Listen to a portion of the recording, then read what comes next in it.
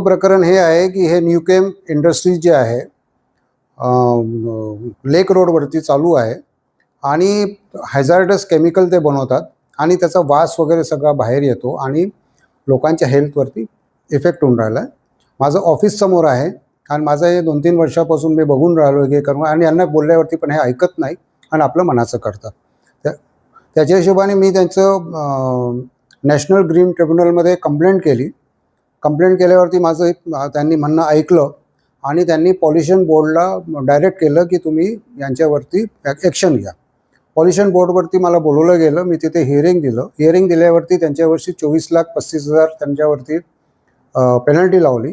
ती फारच कमी आहे आणि खरं म्हणजे ती पेनल्टी पण जास्त व्हायला पाहिजे आणि त्यांचं ते युनिट बंद राहायला पाहिजे की लोकांवरती, माझ्यासारख्या सिनियर सिटीजनच्या हेल्थवरती, माझ्यासारख्या सिनियर सिटीजन लोकांवरती याचा परिणाम होऊन राहिला आहे आणि त्यांच्या हेल्थवरती परिणाम होऊन राहिला. चारीकडे बिल्डिंग्स आहेत, फक्त यांची इंडस्ट्री चालू आहे आणि ते पोल्यूट करतात, हॅझार्डस केमिकल बनवून राहिलेले आहेत. एबीपी माझा, उघडा डोळे बघा नीट.